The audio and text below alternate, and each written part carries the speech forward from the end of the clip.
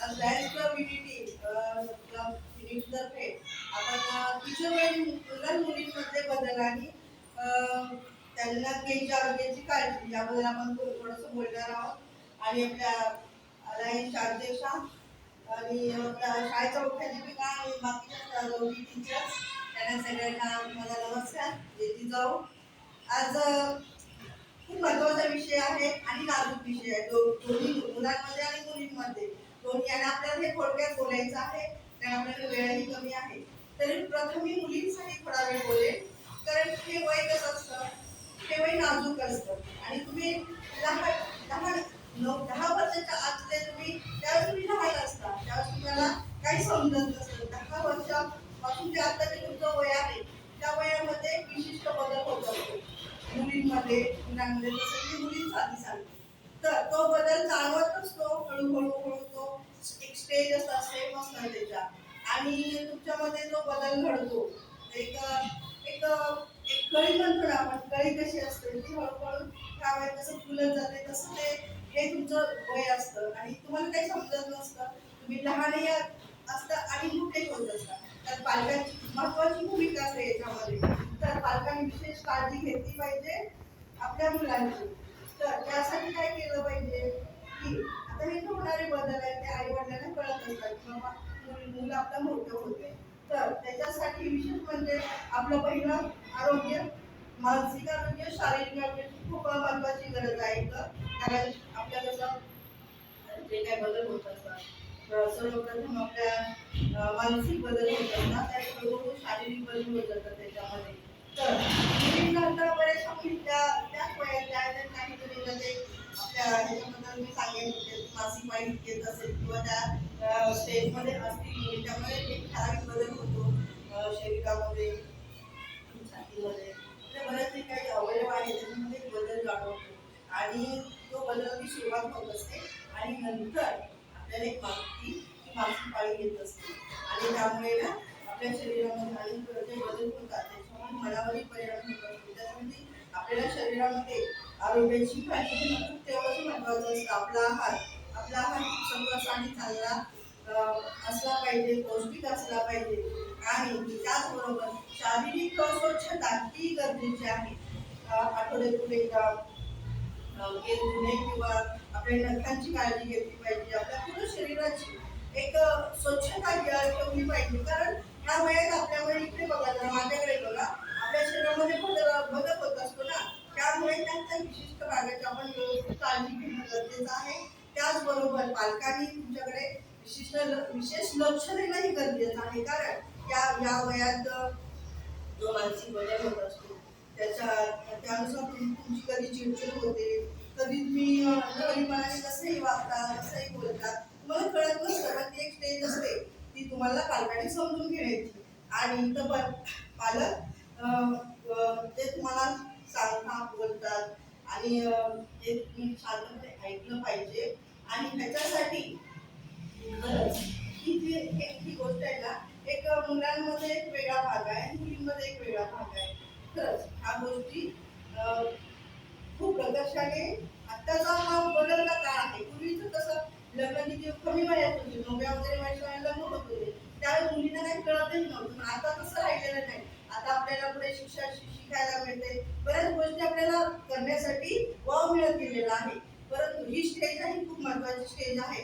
याच्यातून आपल्याला इथून आपण घडत असतो, आपलं शारीरिक मानसिक आणि आपलं एक सामाजिक बदल घडत असतो. त्याच्यासाठी आपण एक काळजीपूर्वक ह्या गोष्टीकडे बघितलं पाहिजे. आपल्या खरंच एक मार्गदर्शन तर असतातच, पण डॉक्टर्स आपले पालक यांनी आपल्याला त्याबद्दल एक जागरूकता सुद्धा सांगितली पाहिजे की त्या तुम्हाला कळत नसते की बदल होतोय, ती बदल होत असतो, हे असं घडतच असतं. हे सांगणं सुद्धा गरजेचं आहे, तुमच्याशी बोलणं गरजेचं आहे, तुम्हाला समजून घेणं गरजेचं आहे. त्यासाठी विशिष्ट काळजी घेणं गरजेचं आहे. तसंच आपल्या मुलांमध्ये सुद्धा बदल होतो आणि प्रत्येकाला कसं शारीरिक मानसिक हा सेम हेच असतो, फक्त बघून दोघांमध्ये फरक आहे. त्यामुळे तुमच्या दोघांमधला बदल हा वेगळा वेगळा असू शकतो. पण ह्या वयात आणि काही गोष्टी कशा घडतात की की ह्या वयात कसं आपल्याला कळत दिसतं, पण एक ते एक त्या लिंगातला म्हणजे लिंग आणि ती शारीरिक बदल आपल्याला मोठे होत जात असतात तुम्ही मुला मुलींमध्ये एक आकर्षणही वाढत जात असतं. पण ह्या स्टेजला कुठं आपण काय करतोय, ही ऊर्जा आपण कुठे घालवली पाहिजे हे प्रथम कळलं पाहिजे. त्या अशा गोष्टी आकर्षण वाटणे, छान वाटणे, वेगळं वाटणे, त्या गोष्टी घडत असतात. पण ह्याच्यापासून आपल्याला काहीतरी आपलं ध्येय असलं पाहिजे की आपली मानसिकता ही वेगळी असली पाहिजे. कारण कसं असतं, हे स्टेज असते आणि घसरण्याचं सुद्धा क्षेत्र मला काही कळत नसतं, पण ते आवडत असतात, काही गोष्टी आवडत असतात त्या. आणि ह्या गोष्टीपासून दूर राहणं खूप महत्वाचं असतं. कारण इथूनच तुमची चुकीच्या पद्धतीने तुम्ही जाण्याला प्रवृत्त होत असता. पण ते न जाण्यासाठी पालकांनी आणि तुम्ही सुद्धा खूप काळजी घेणं गरजेचं असतं. कारण शिकून जर तुम्ही पाय घसरला तर वेगळं काही तुम्ही विचार केला तर त्याच्यातून तुमचं खूप तुमच्यावर वाईट परिणाम होऊ शकतो. त्यासाठी तिथे आणि इथून कसं तुम्ही फेस करता तर तुमचं पुढचं फ्युचर घडत असतं. कारण ही स्टेज खूप महत्वाची असते, नाजूक असते आणि ह्याला हा बदल घडत असतो आणि अनेक गोष्टी असतात. आणि आपल्या मेन म्हणजे कसं आपल्या चेहऱ्यातही प्रॉब्लेम होतो. चेहऱ्यावर आपल्या पिंपल्स येत असतात. तर त्या पिंपल्स हे नैसर्गिक आहे, ते होतच असतं. त्याच्यासाठी सुद्धा एक विशिष्ट आपल्या आहारातील बदल वगैरे याची तुम्ही काळजी घेणं गरजेचं आहे.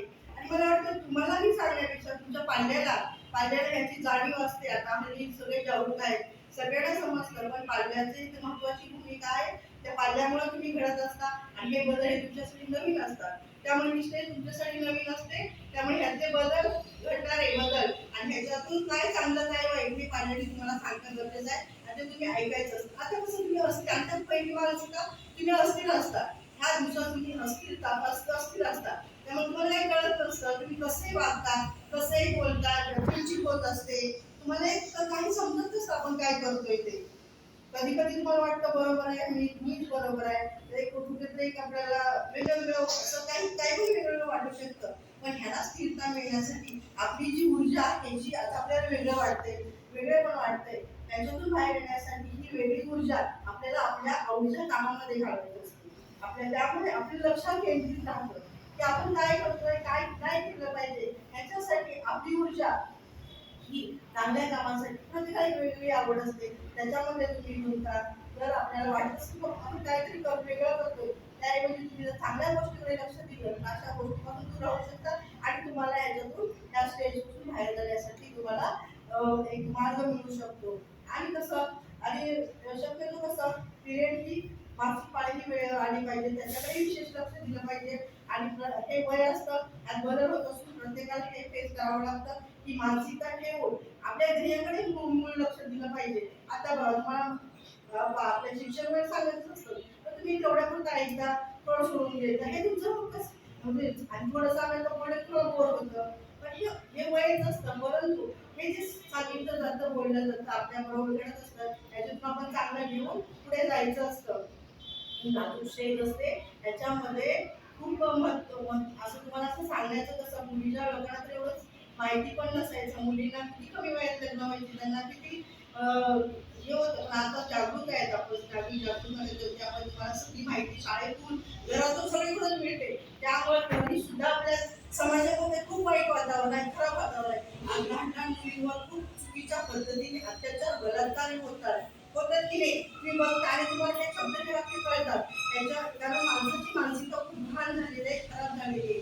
आणि त्यामुळे आपण आपण सुरक्षित राहण्यासाठी आपलं स्वसंरक्षण करण्यासाठी ह्या गोष्टीपासून लांब राहणं आणि आपली ऊर्जा चांगल्या गोष्टी घालवणं आणि आपल्या अशा काही चुकीचे प्रसंग आले तर आपल्याला त्याच्यात लढण्याची ताकद सुद्धा आपल्यामध्ये पाहिजे.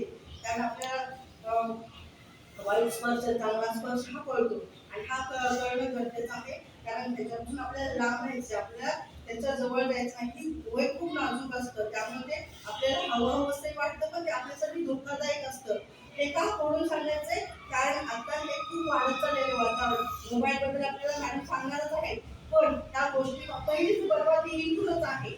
आज आपण समाजात खूप घाण वातावरण बघतोय, तर आज तुमच्यापासून ह्याच मुलांपासूनच आपल्याला बदल करायचा घडवायचा आणि मोबाईल पासून पूर्ण म्हणजे मोबाईल कशासाठी वापरायचा आहे याबद्दल आपल्याला माहिती कळेल.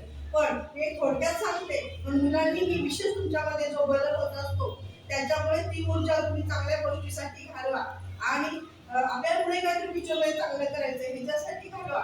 शरीरामध्ये नैसर्गिक आहेत आणि ह्याच्यातून आपल्याला फक्त वाईट गोष्टीपासून लांब राहायचंय. आपली शारीरिक, मानसिक आणि सामाजिक आपली ही जी सगळी गोष्टी आहेत ना त्याचा समतोल राखायचा आहे आणि आपल्याला चांगला आयुष्य घडवायचं आहे. आपल्याला चांगलं काहीतरी बनायचंय. ह्या गोष्टी लक्ष द्या. चुकीच्या गोष्टीला समर्थन करायचं नाही, चांगल्या गोष्टी घ्यायचं, चांगलं शिकायचं, पालकांचं ऐकायचं, काही समजत नसेल ते विचारायचं आणि मित्र परिवार हे असतो पण तिथपर तुझी मैत्री कुठल्या लेवलला ठेवायची हेही कळलं पाहिजे. आणि मी मला वाटतं जास्त न बोलता थोडक्यात संपवते, जास्त वेळ नाही आपल्याकडे, त्यामुळे तुम्हाला बऱ्याच गोष्टी समजल्या असतील आणि मला वाटतं मी सांगण्याची तुम्हाला बऱ्याचशा गोष्टी ऑलरेडी माहिती असतील. पण हे कसं आहे आपल्या जागरूकतामुळे आपण हे सांगतो त्या गोष्टी सगळ्या लक्षपूर्वक समजून घ्या आणि कसं चांगलं लाईफ जगा. चुकीच्या मार्गाने जायचं नाही, चूक ही करायचीच नाही, आपल्याला चूक करायचीच नाही हे डोक्यात ठेवायचं. आपल्याला चांगलंच करायचंय, चांगलंच घडायचंय, आपलं फ्युचर हे चांगलंच करायचंय हे लक्षात ठेवा. आणि इथं सांगते जय जिजाऊ जय